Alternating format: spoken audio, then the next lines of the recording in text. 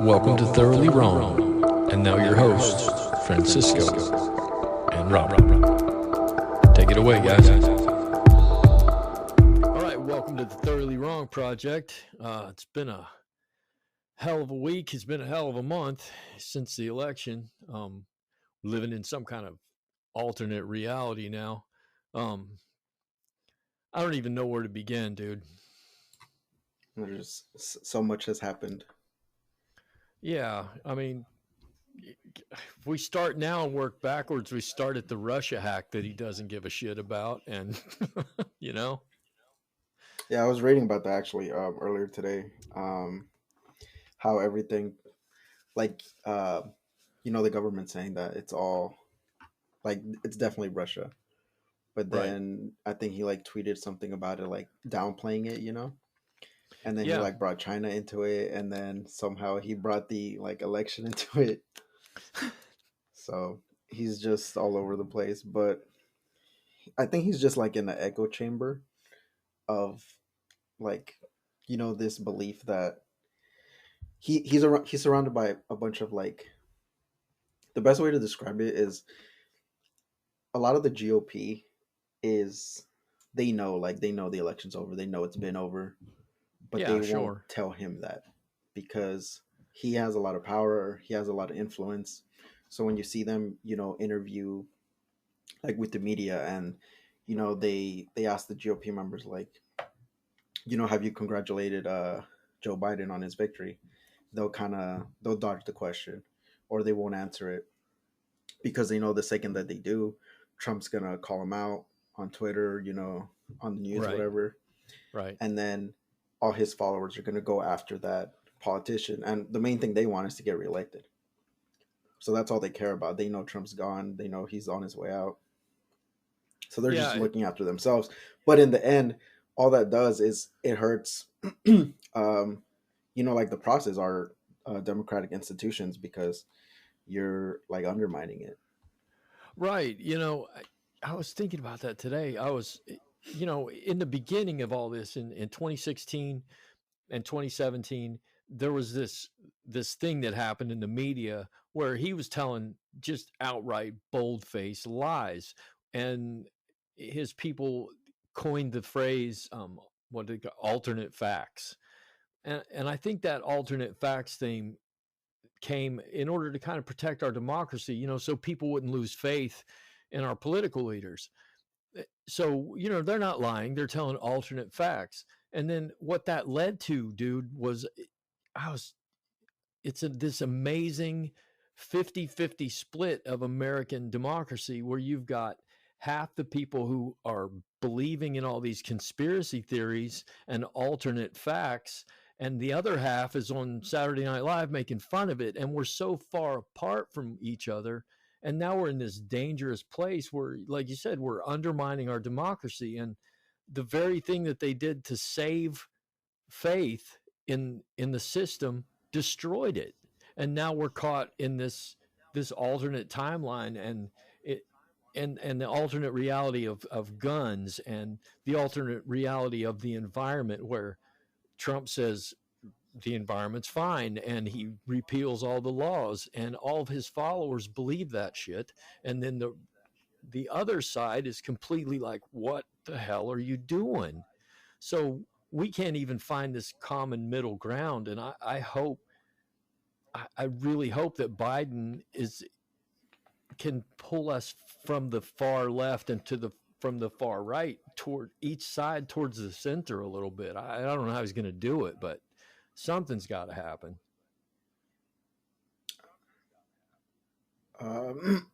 Yeah, it's very complicated just because, like you said, there's people on the extremes on both ends, and they tend to be the loudest voices in the room.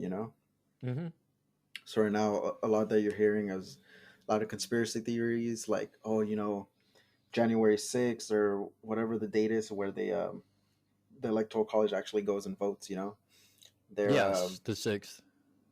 they're talking about like having this big old protest in March, and then there's like I've read posts of people saying, like get ready like for the revolution and all these things. And yeah, a lot of that is people are just talking out of their ass.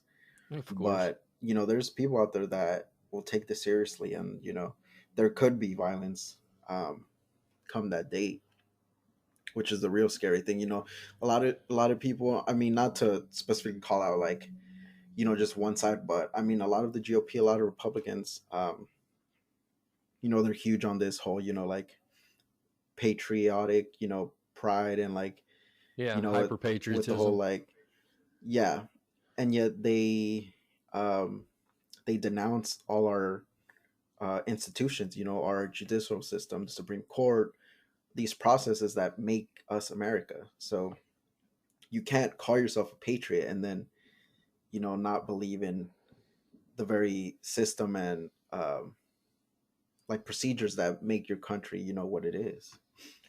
It's very like Right. hypocritical.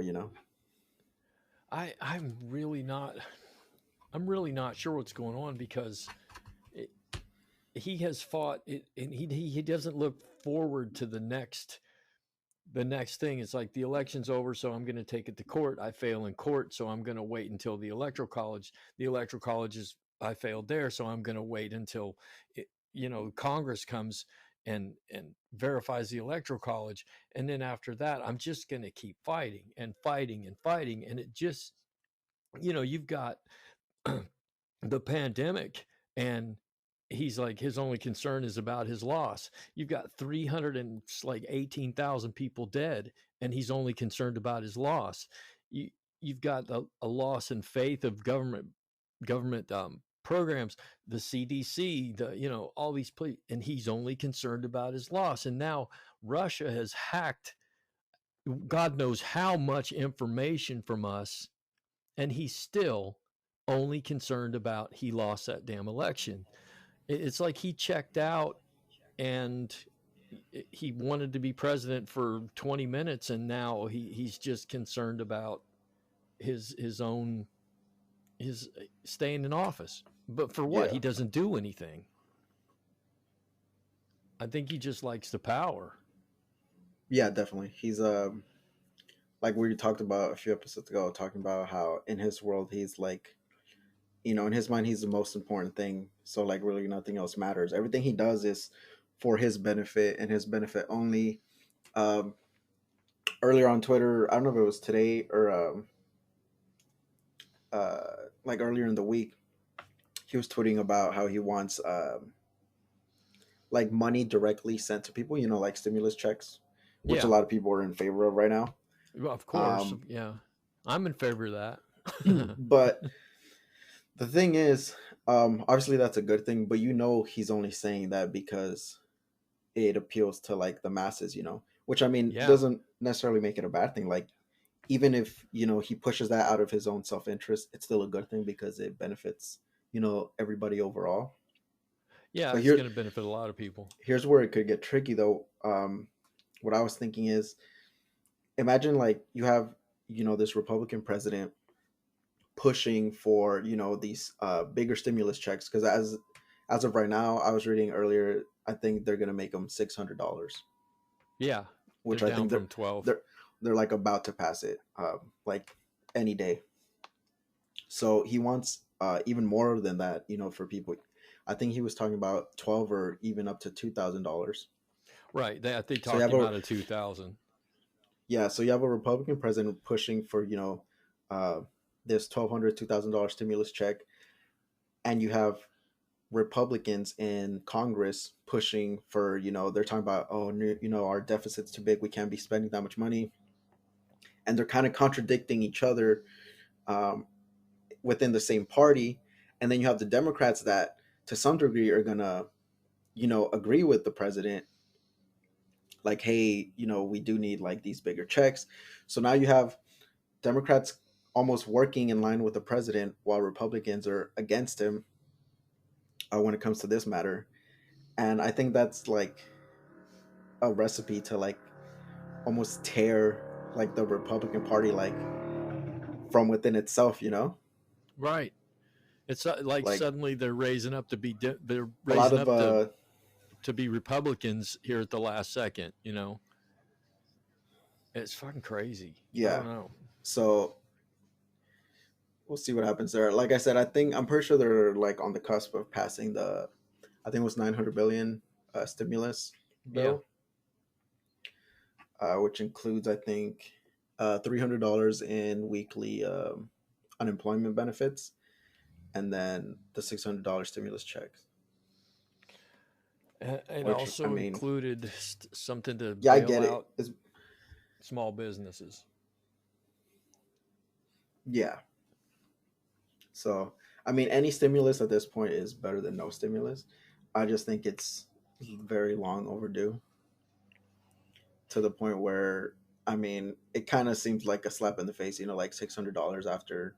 I mean, the last one that they passed was what, like back in April, May. Yeah, yeah, it was a while ago. So it's like 6 months later, and here you go, $600. And a lot of people, like, I've seen a lot of like opinions on it. They're like, well, we can't be spending that much. Like, where are we getting this money? Like, a lot of people don't understand, this is already like taxpayer money. Like, it's already out there. This isn't, we're not printing money for these stimulus checks. This is Right. from the Federal Reserve. Like, we have this money already. um and then a lot of people are also saying, well, it should only go for the people that are unemployed, that need it the most. And I can see that argument, but at the same time, it's called a stimulus bill for a reason, because it's meant to stimulate the economy. And the best way to do that is to give money to everybody, because what are they going to do with that money? They're going to spend it, which will stimulate the economy, especially right now during this holiday season. Yeah, which we really need right now. Man, I feel sorry. I have some neighbors that are just hurt. They're. I was talking to him the other day, and he was like, "Man, I've been out of work for 8 months, and everything's running out. I'm running out. I'm going to churches to get food, and I can't pay my rent." I was like, "Holy God, man! I'm glad I'm not in that situation right now. Yeah, it's So tough. glad." Yeah, and then but our president is just like he's so checked out of, and I don't understand why people who like this guy that I'm talking to continue to support him. You know, he needs to be there 4 more years, and this pandemic was kind of like they say it's not fair to judge him because the pandemic happened while he was president, but I tried to explain to him I'm not blaming him for the pandemic. I'm blaming him for his response to the pandemic, which was to tell a bunch of Yeah. lies and to get a bunch of people killed. And it really did get a bunch of people killed. And now, even even to this day, when we have, do you, do you know that over 2,000 people a day are dying in the United States? That's like having Pearl Harbor happen every single fucking day. Every day. Yeah, I was reading that. Yeah, and so here's this thing, and then he's throwing these parties, he's having these people jam packed in the Oval Office to give a medal of honor to some guy. And I'm not saying the guy didn't need the medal, but I am saying that people need to mask up and stand 6 feet away from each other. And he needs to be an example to us instead of, you know, doing what he's doing.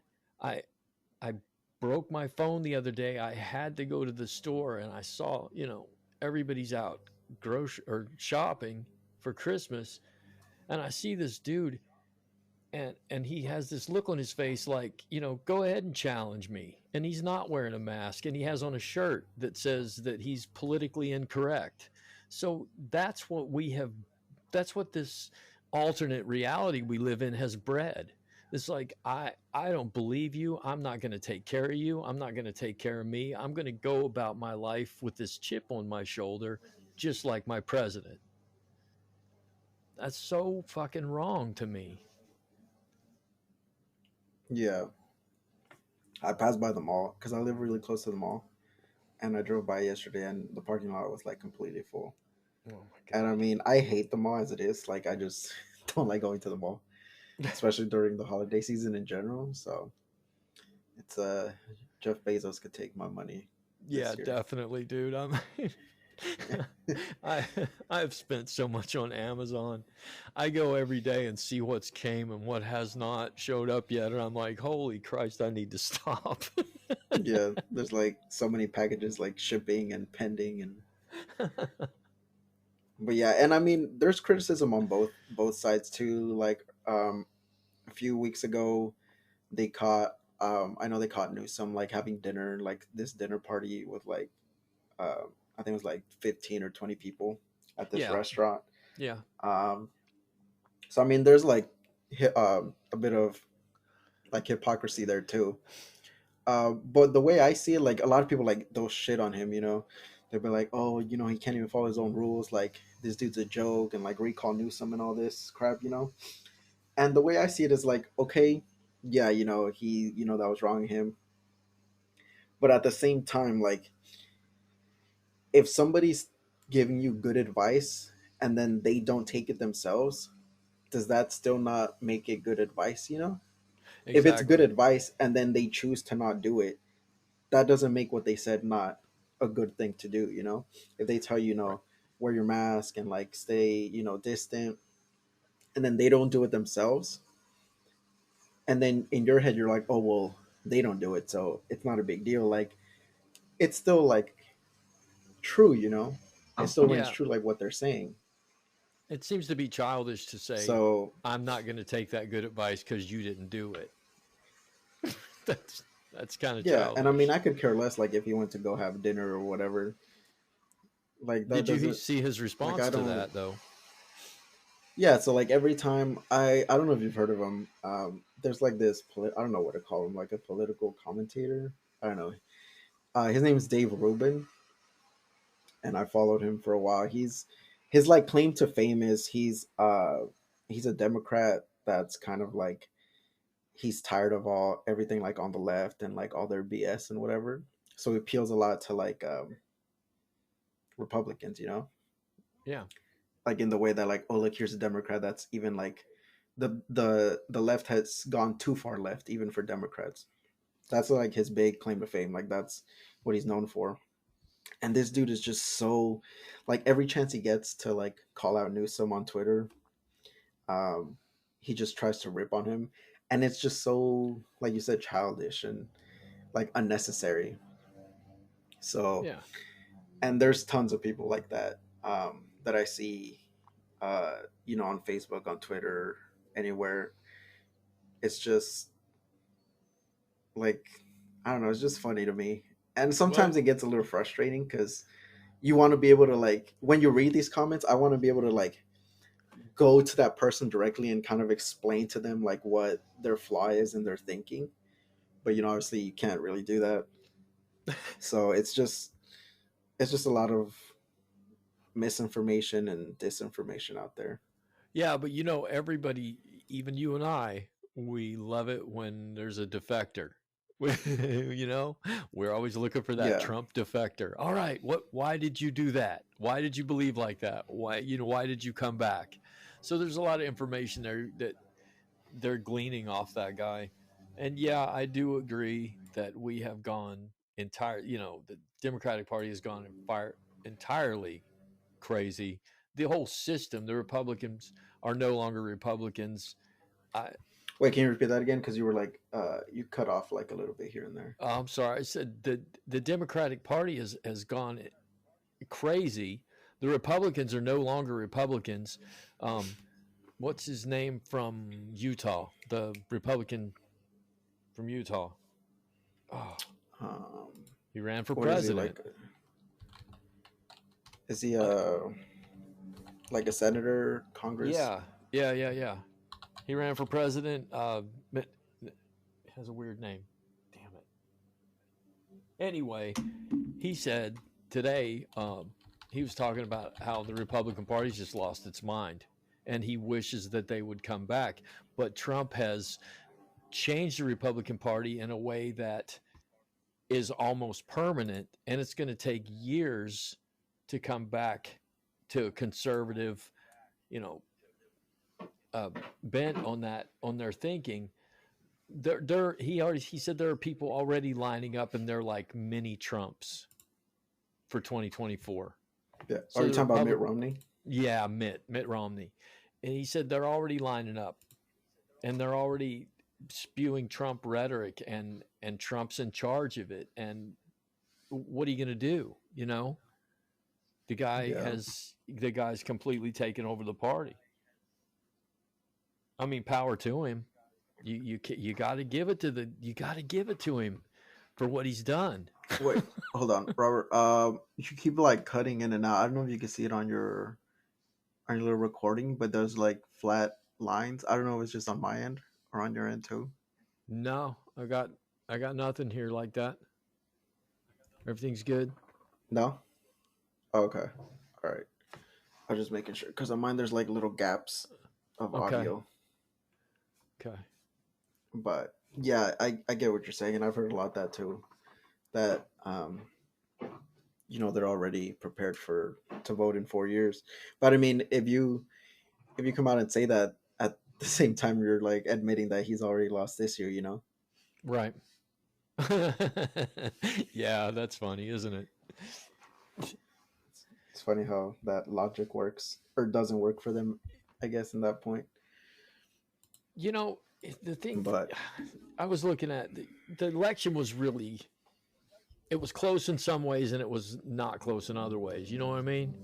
It's like there were the 7 million votes that uh, Biden got in the from came from two states. Did you know that? that what? The 7 million votes that he won, that Biden won by in the popular election, came from two states, basically two states, California and New York. Did you know that? Do you know how dangerous that is? Uh, but I mean, I guess that's one way to look at it. But at the same time, it's also like it's an aggregate. So like if you take away California's blue votes, you also have to take away Trump's red votes in California, which was also Right. like in the millions. And the way the electoral college is set up is just like disastrous in itself. The electoral. I was actually watching a video about this not too long ago.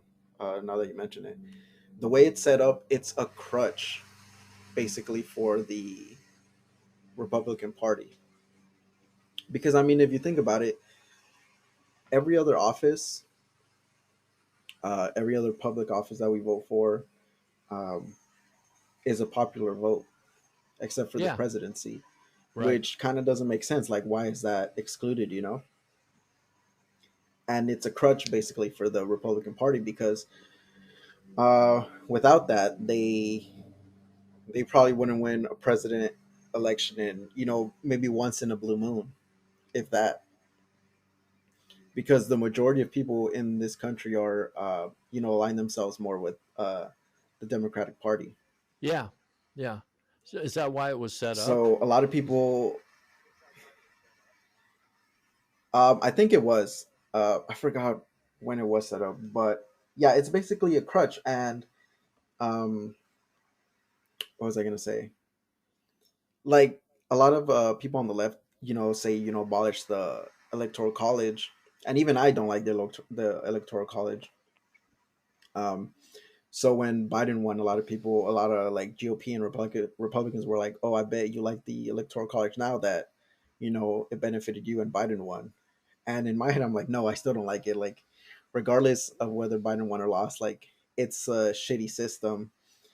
It's uneven and it's unfair." I think the way they were describing it, a single vote in like Wisconsin carries like 3.5 times the weight of a vote in California. Right. So that in itself shows you how uneven it is. But there's actually it's a proposal.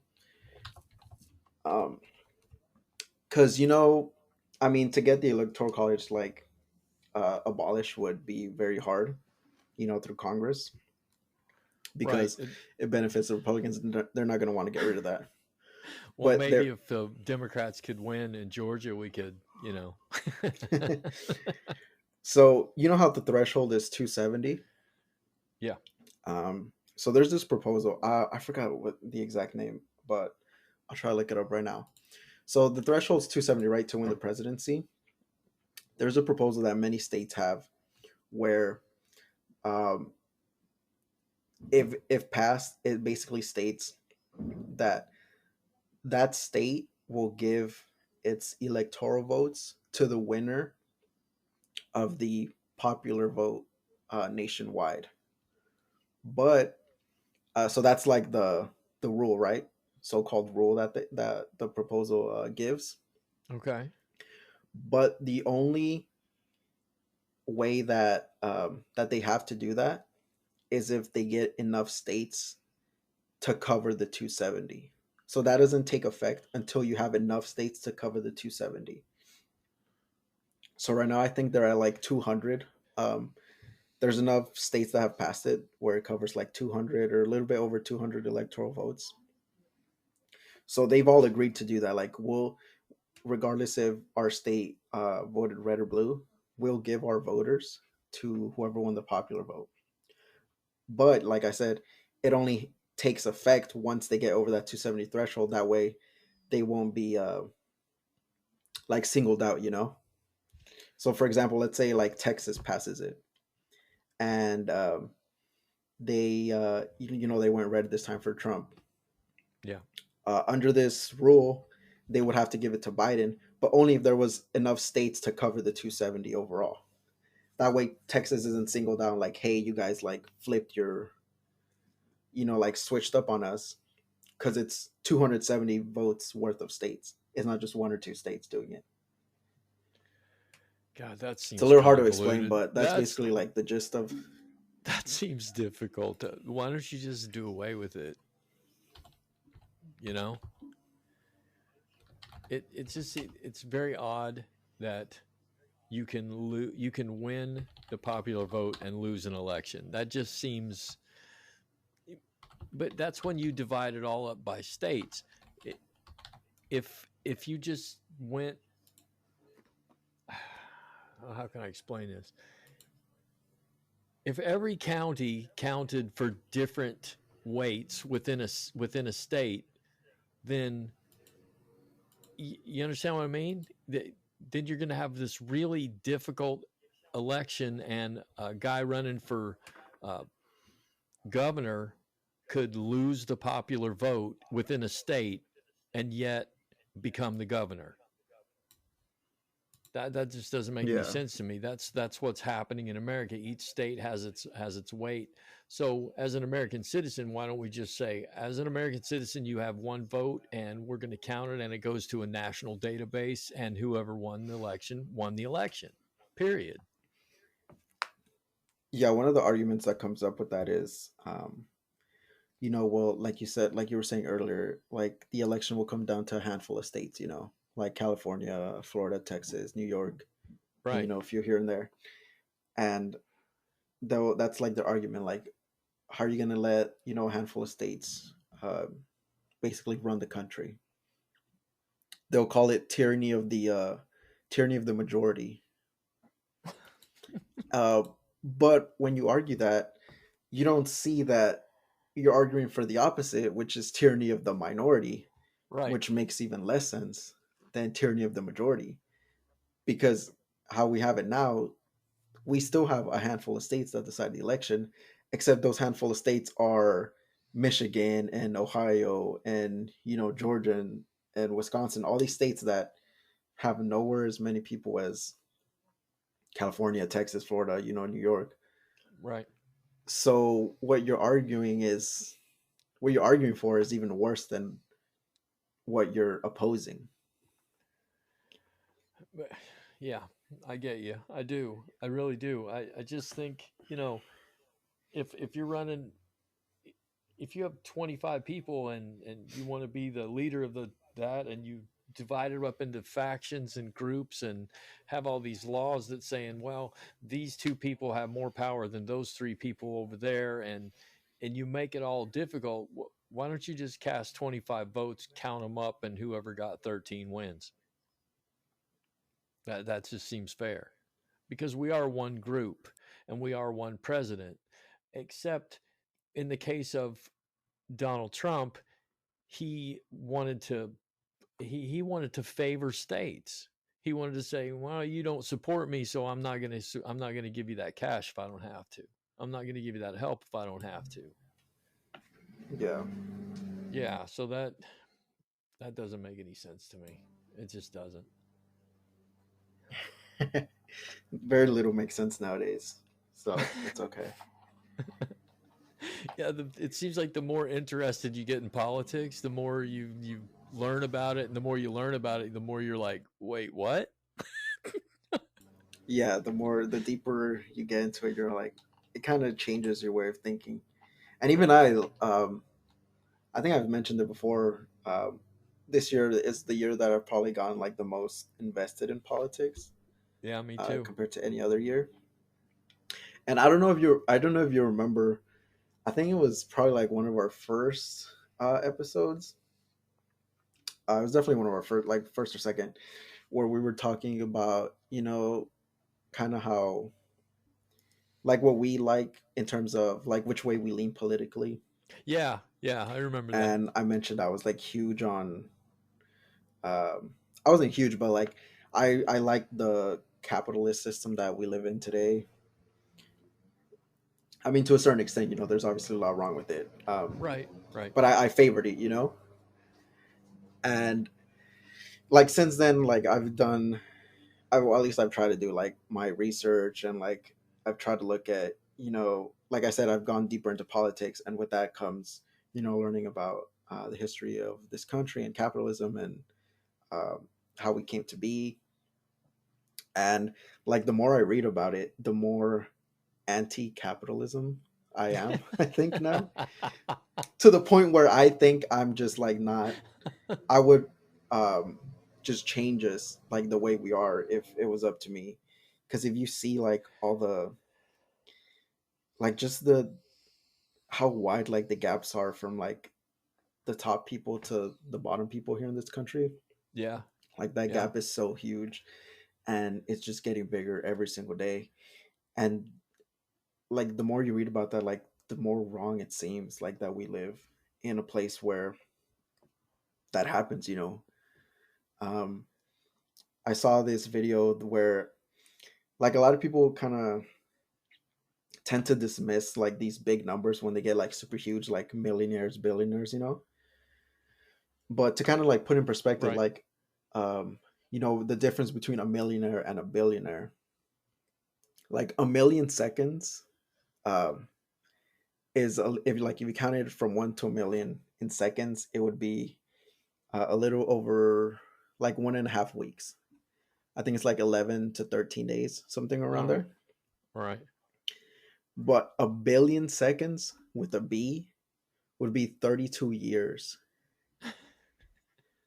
So that's how big the difference is between a million and a billion, which to me like blew my mind completely. That yeah, I never thought about it. So to think that we have like billionaires in this country, and then we have people starving like in the street, regardless of like what you believe in, like that just seems wrong to me.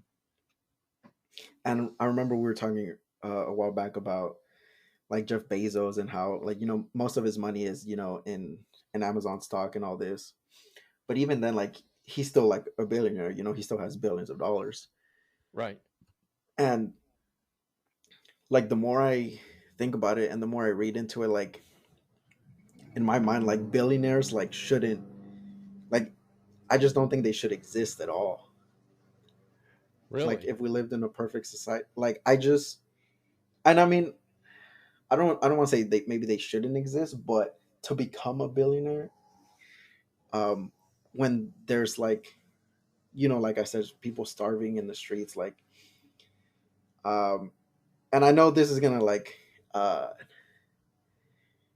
what's the word, like turn a lot of people off, because when you hear this word, it's like voodoo, and it's like go away, and they shun you.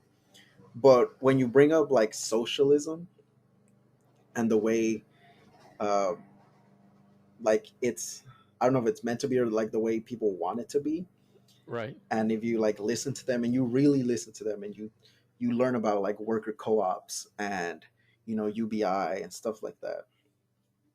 It's like it just makes so much sense.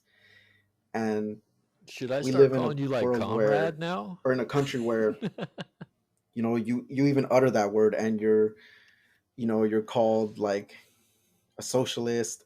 And basically a lot of people, they if you ask them, like, they call you socialist and like, okay, what's socialism? They have no answer for you, or whatever they tell you is like not even close to what socialism is. Right, And I remember one right. of the talking points that I gave last time to why I was opposed to socialism was because I had never seen it function, um, in a modern country. Like Cuba had it, and I know Venezuela was socialist, and those countries are kind of, like terrible, especially right now. Well, are they But true socialists? Is the thing. yeah, exactly. That's what I like came to learn. Like, first of all, like we embargoed Cuba, so they were unable to, get things from us or like get things from other countries. And it's kind of hard to survive in any country when you're kind of cut off from the rest of the world. Same with Venezuela. Like, the thing is, America throughout its history has done everything it can to, um, like, discourage socialism in other countries. Um, Exactly. so that kind of makes me wonder, like, why, you know, on the surface, it'll make it seem like, oh, well, it's a bad system. We don't want that for the world. So we're going to, help fight the opposition in socialist countries. But like, the more you look into it, like, a lot of the reasons that these socialist countries failed was because of us and Eh, our influence we had on them. We're gonna get emails. That's fine. And I'm willing to like talk to people, like, because like I said, I've kind of like I've gone deep into the like socialism, like nuances, and like I'm still trying to learn about it. And Well, it's like, do what you know is what the a worker difference? co-op is? Yeah, definitely. Definitely. I when I was in college, I had a professor and I was like everybody else and I had this choice to take this class called Marxism and I was like, "Oh, hell no, I'm not taking that." I ended up taking this and then like you, I was like I softened. I was like, "Oh, well the reason socialism doesn't work is because other people attack it from the outside like it's this evil thing." But when the means of production are is owned by the community, everybody in the community, it's like saying that companies that are owned by the employees are evil, and they're not. Right. Companies that are owned by the employees are some of the best run companies in the world because everybody cares about how well the company's doing because that depends on you and you and the company depends on you and you depend on the company and you make more money when you work harder, and that's the argument against socialism is like, well, I got to work really really hard, I got to be Jeff Bezos, and then I got to give my stuff away. No, that's not how it works. If Jeff Bezos, Right. if everybody who worked for Amazon had a piece of Amazon, oh my god, how much money would be flowing into our culture, seriously.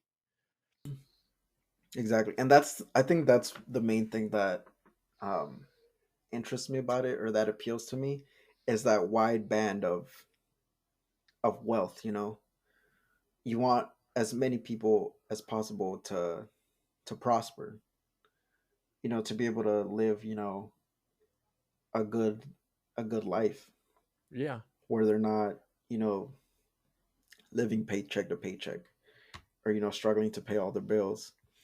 And like I was saying, like a worker co-op, like basically it's the employees, they collectively own the business. Right. And I mean, ever since I was little, I've grown up with, the owner is the owner, and they pay their employees, and that's just how things are. And even myself, um like my family owns a small business, and there's like a sole proprietor, and you pay your employees and all this stuff, which, on the surface, like I said, it makes sense. But once you like really analyze like a business, like a business without the employees, like, it's nothing. It's worthless. If every single person from Amazon, that's why big businesses are so against unions. Right. Like, you try to unionize at Amazon, you'll get fired on the spot. You know Uh, uh, why? Because they know, like in the back of their heads, like these big corporations, they know that the employees hold all the power. And if something was to come along to make the employees realize that collectively they are more powerful than the entity itself, then they could demand whatever they want. If all of Amazon's workers just stopped working tomorrow, they would lose billions of dollars. right.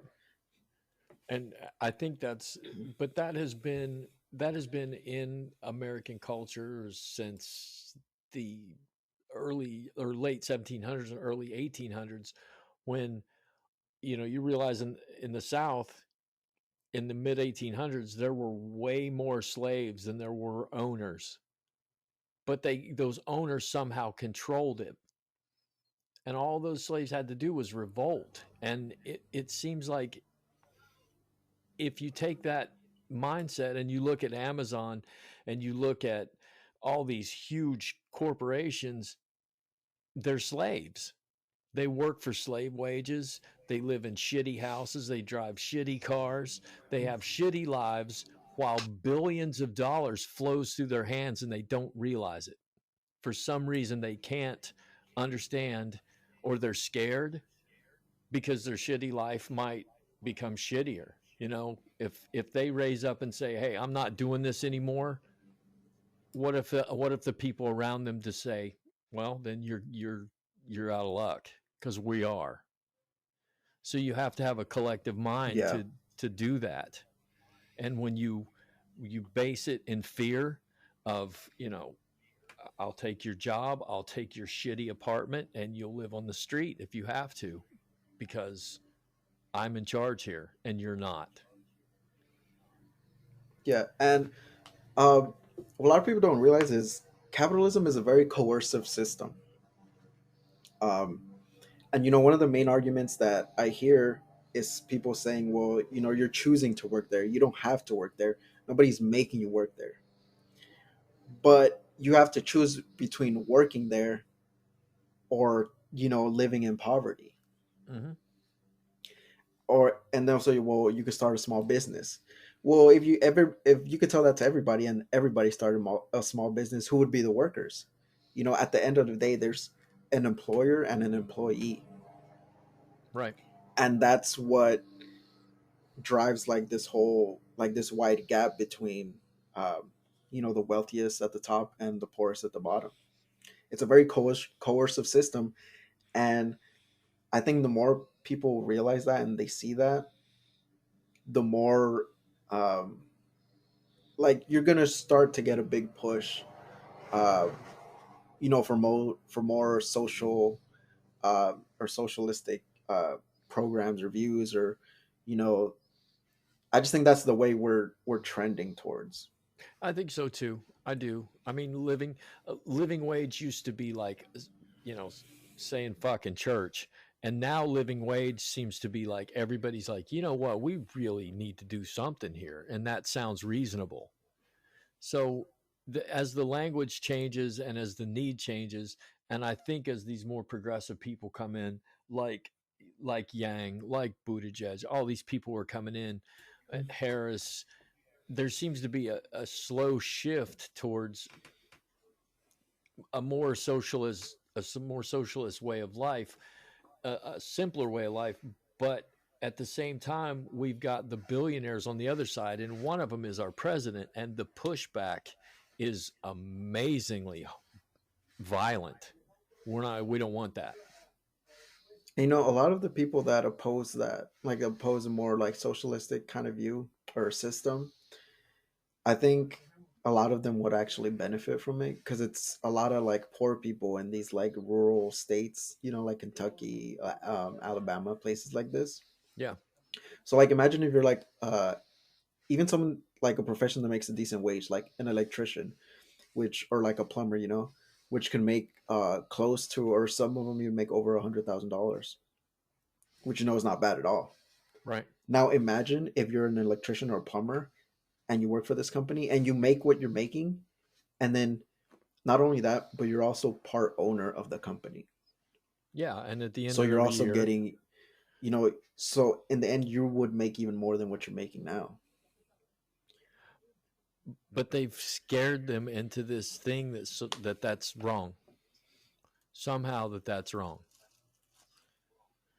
And Yeah, and I think that's one of the things that I've like come to learn is this country is very anti-socialism, and I don't think it's for the reasons that a lot of people think that it is. I don't think it's because it's evil or terrible.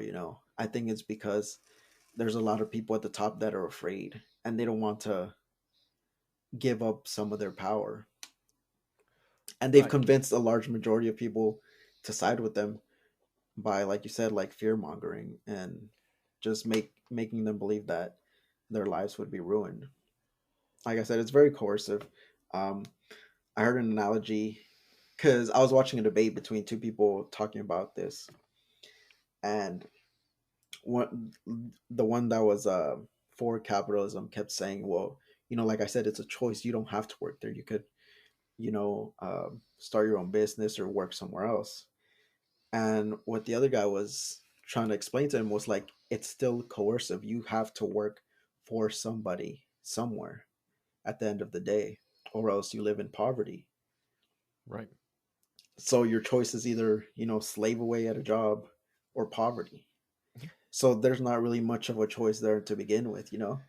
And the analogy he made was, imagine if me and you crashed on an island. We were on a plane and we crashed on a deserted island. There's no food, there's no anything.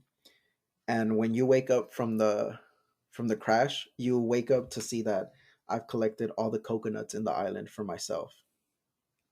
And and the way he said it, it's a little PG-13, but he said, "All right, I'll give you some coconuts if you suck my dick." And you might and he's not like, "Do you think that's a coercive choice?" Cuz I mean, you could choose to not do it and you die from starvation. And do you see the That's analogy harsh, there? Like man. you either Yeah, it's it either is. I see it. poverty or you slave away. Like I mean, you could always choose to not suck the dick and then you'll just starve.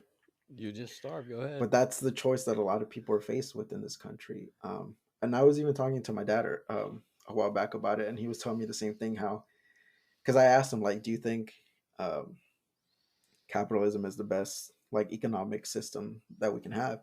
And he told me like, no, and he was saying a lot of things that I was saying, that he doesn't believe that it's right for there to be so many people suffering while at the same time having so many like billionaires um, with so much of the wealth. I think at some point um, there was 89 people in the world, and their wealth combined was more the than 3.5 billion people. Oh my God. Yeah. So 89 people in the world had more money than 3.5 billion with a B. Um, and like, if you really think about that, it just blows my mind. And to me, it doesn't seem right, and it doesn't sit right with me. Well, the thing, I was thinking while you were talking about that, it's like, it's this funny thing. Is like how we tell people, we scare them and tell them socialism is a bad choice. And we go back historically and we tell them, say, here's your example right here. Here's Cuba.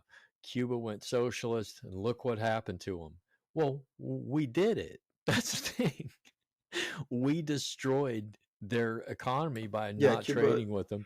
And then it's like saying, it's like going and beating up on somebody for something that they did, and then going to another person and saying, see what happens to them. Yeah, a lot of people try to point to the Soviet Union for socialist, but the Soviet Union wasn't really socialist. It was just like us. It was a capitalistic country. They just became so capitalistic that they acquired like oligarchs. Right. So basically, a handful of people that dominated every industry kind of like, if you talk about like the commerce system and how Jeff Bezos is taking over, uh, merchandising and shopping. Like many people would consider that Amazon to be like an oligarch, and that's I would basically agree what, with that. and that's what Russia was, and that's what it became because they weren't, you know, socialist in the sense that in the way that many people believe that they were. Right. Like uh, Ch- China's leaning that way, where they call themselves communists, but it looks like capitalism is overrunning them. So it's all over the world. It Yeah, socialism doesn't work because of not because socialism doesn't work, but it doesn't work because of greed. Because we can't not be greedy. We can't share. We can't, Jeff Bezos can't say, well, I have $36 billion. I can't spend that in fucking 900 lifetimes. I think I'll take 1 billion and turn the 35 billion loose. But they can't do that. And supposedly a lot of those people have signed that pact that they're going to give all their money away before they die. I want to see that. I want to yeah, see that. Oh, and I don't think that's going to happen. You know, yeah. Um, I mean, I feel like we're still a long way from like, I still feel like we're a long way from like becoming, a fully socialist country. But I could definitely see a trend going there, especially with people like AOC and like socialism, and like even not so far to go to socialism, but like social programs. Like we have those today. We have taxpayer funded programs. uh huh. We have welfare programs. We have, you know, the police. That's a social program. They're paid for by our taxes. And I think a lot of the arguments come down to whether you have certain beliefs or not, in the sense that, um, like, I believe healthcare should be like just a basic right. I do too. I do Like if too. you need healthcare, you should get it. And if you need a You place to shouldn't you live, you shouldn't should have to get worry it. about whether you can afford it or not. Yeah, and Right. like also like if you work 40 hours a week, you should be able to, to sustain yourself and not have to work two jobs. That's a big thing. Like people say, "Oh, well, before COVID hit, we were at record low unemployment." Yeah, but we were also at record high, uh the number of people that had to work more than two jobs to sustain themselves. Right. Right. And Did that doesn't seem right. It's not right, man. That argument that that people have, So, they say, well, if you want more money, you should go get an education and get a better job. And that's the same thing as saying, well, if you're not going to go get an education and get a better job, then you don't fucking deserve to live well. You don't deserve to be able to pay your rent. And that's shitty, man. That's shitty that we would that a system would come along and have needed jobs that don't pay, and those people that do those jobs are blamed because they don't want to go spend $100,000 to get an education and go in the hole. And that's saying, there's another thing here we're saying is capitalism says, you can always better yourself. You know what, dude? Not everybody has the ability to better themselves. Some people that are working jobs that are considered menial labor, that's what they do. And that's okay. That's perfectly all right to not be able to go get a degree in psychology or go get a degree in, go become a plumber. Some people don't have the dexterity to work with their hands very well. It just seems like human beings are we are divided up into all these categories, and we're all still human beings, man. We all deserve housing, we all deserve health care, we all deserve to eat. It doesn't matter if you fall into addiction or homelessness or any of those things. You should not be blamed and held accountable. You should be helped. You should be given a chance to see what you can do. And and capitalism holds people in their place and keeps the rich getting richer, and that sounds like a fucking cliche, but it's not. At this point right now, the billionaires are gaining money hand over fist, and the people that are at the bottom are just losing out. They're just not paying their rent until they get evicted, and they're not eating unless someone brings them a box of food. Some good-hearted soul brings them a box of food. This whole situation is upside down. It's untenable to me, and I don't. I, the best I can do is talk to people because I can't really do anything about it. Yeah, it's not.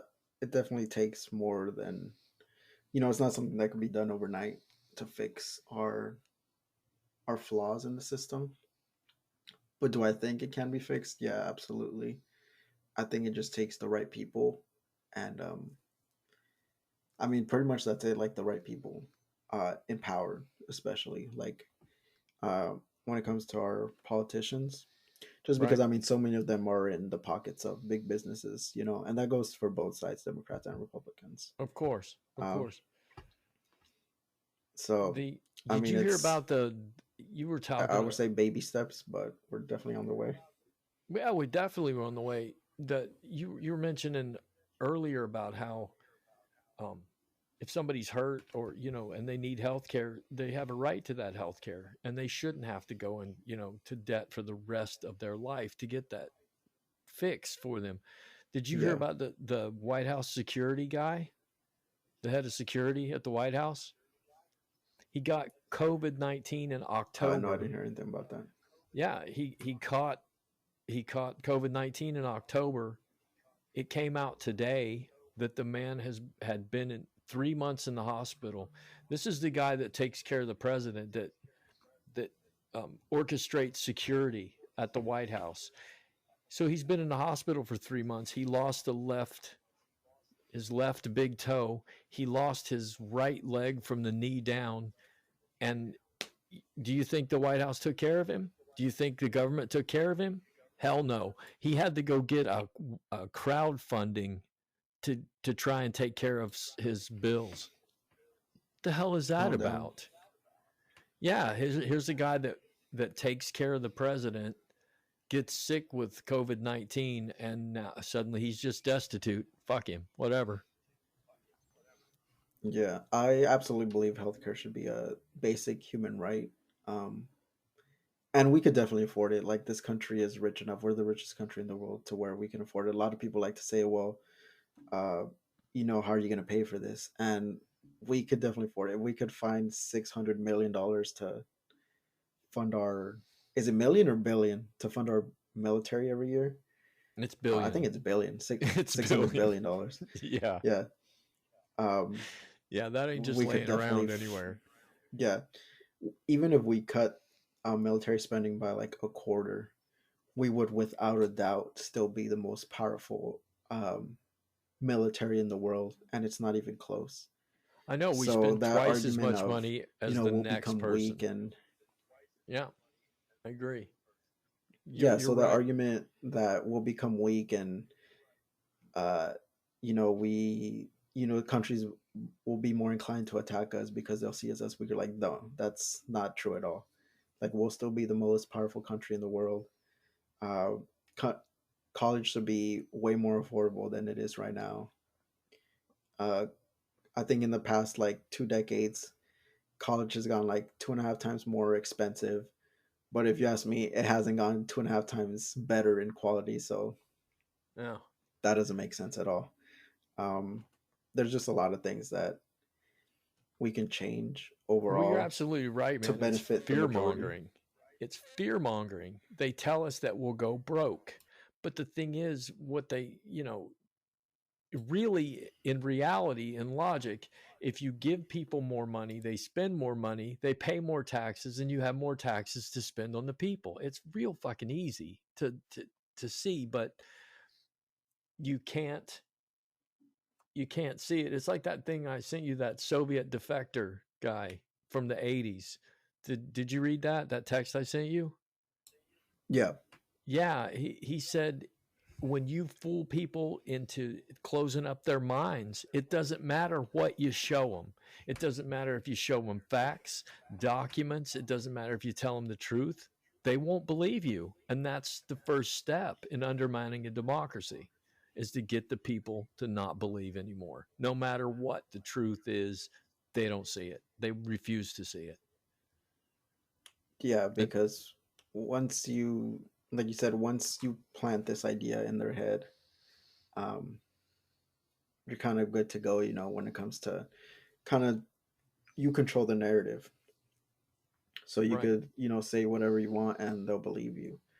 And I think a lot of this has to do with keeping the top people at the top and making you believe that listening to them and agreeing with them will make your life better, when in reality it's just making their life better.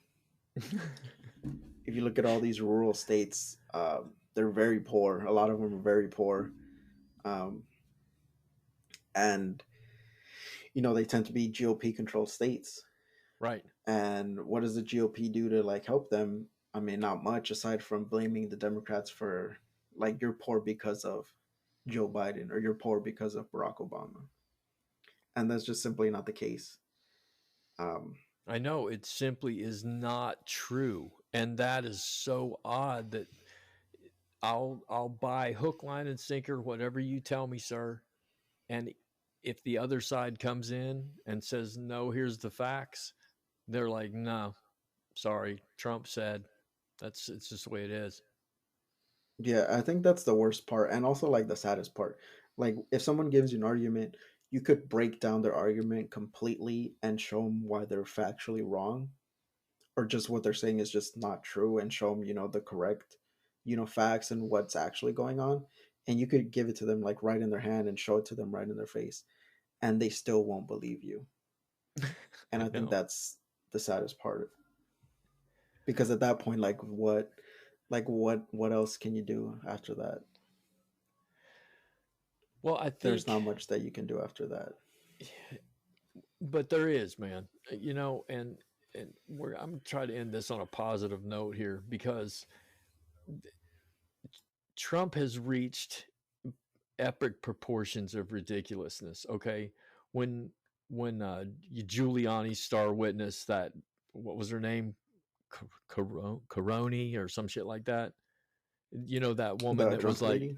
yeah, that she was just like, Yeah, what did you do with that? Did you take it and do bad things to that document? And you're like, wow, yeah, that's really idiotic. And then you have people like Michael Flynn and uh, Scott O'Grady, the dude that Trump put in the Pentagon. They're doing all these conspiracy theories over and over and over again, and they're calling for martial law. And then you go to Georgia, and you see that the Democratic candidates there are starting to gain ground, because the people of Georgia, people are starting to move away from Trump just a little bit. I mean, if you look at the polls, last month it was like 50 to 48, and now the Democrats and the Republicans are like within 0.2% of each other. It's like the people are beginning to see the ridiculousness of this situation, where like you can't jump out and say boo at me too many fucking times before I'm not scared anymore, because I'm beginning to see the truth here. yeah. So Biden won. And the coolest thing about what I realized today, I was like, this Buttigieg got nailed for transportation secretary. And last week I was asking my wife, I was like, this guy speaks like 6 fucking languages. What the hell is he going to do in transportation? But then I began to realize Biden is beginning to put these progressive people in place. Okay. Biden has this idea that he wants to change the course of America towards a better environmental programs and better social programs and more open, and to open us up a little bit to the truth that we need help. And I thought today it dawned on me that Buttigieg is this transportation secretary because transportation is a part of the larger scheme of things. So if he can take these people and put them in in these cabinets with these progressive ideas that maybe, like you said, a little bit at a time will begin to change the course of the country just a little bit. And instead of saying that, climate change is a myth, we'll begin to realize, okay, the weather is worse, the air is worse, the water is worse, everything is bad now, and we need to change course in order to make things better. So maybe by taking people like Buttigieg and AOC is in there, if Andrew Yang can get in there, we'll begin to change the course of the country in a slow way. We're not going to wake up tomorrow and have a living wage. I get that. But maybe my grandkids will see a living wage. Maybe my kids will see a living wage. Hell, I don't know.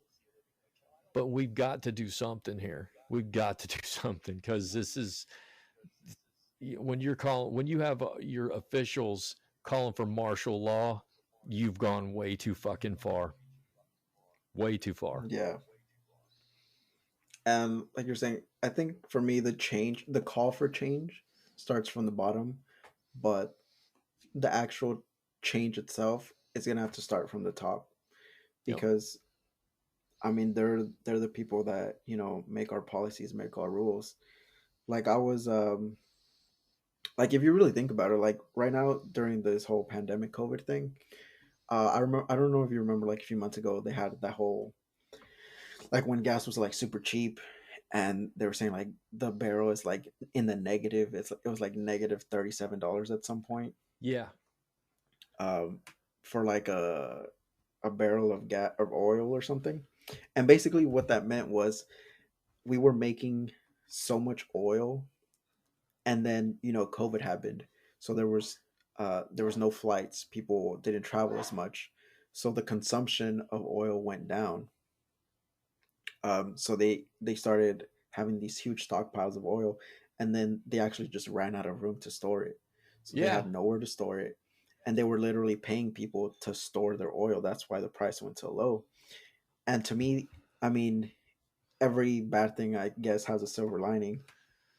But to me, the silver lining right there with the whole COVID pandemic would, okay, oil is at a record low.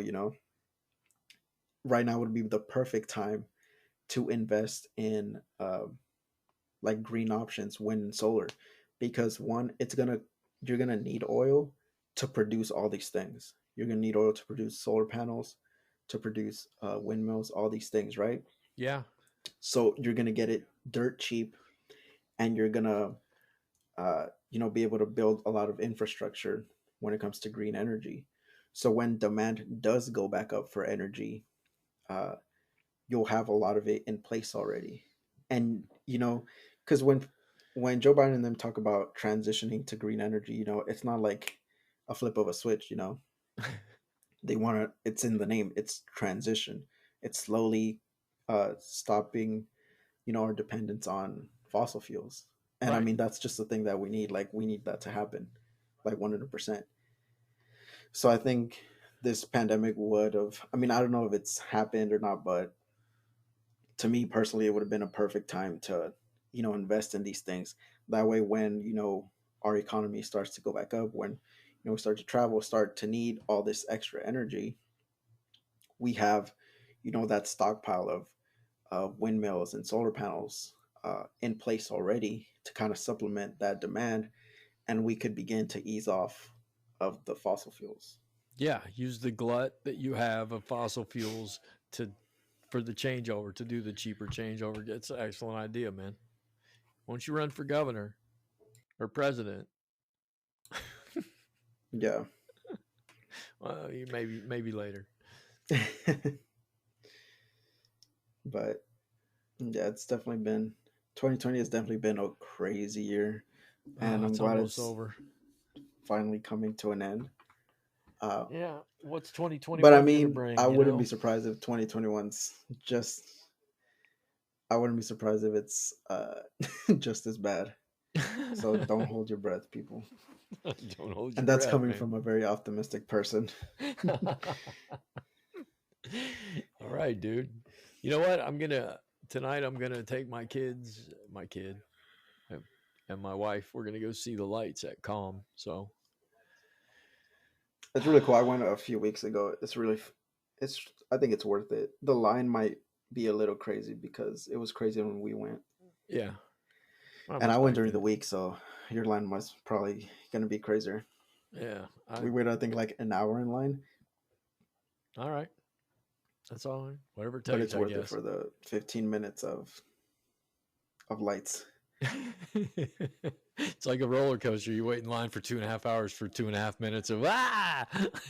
Yeah, that's exactly what it is. All right, dude. Well, thanks, man.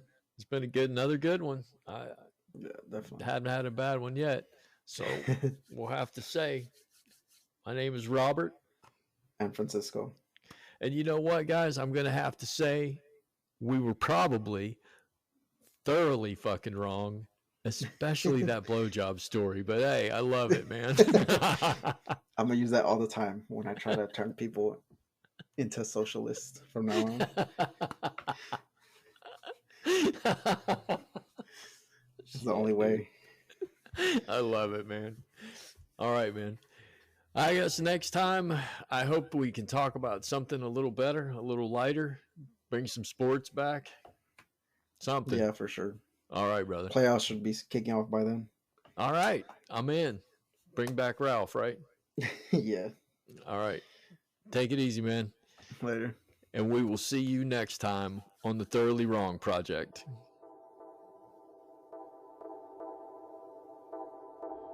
You have been listening to the Thoroughly Wrong Project with your hosts, Francisco and Robert.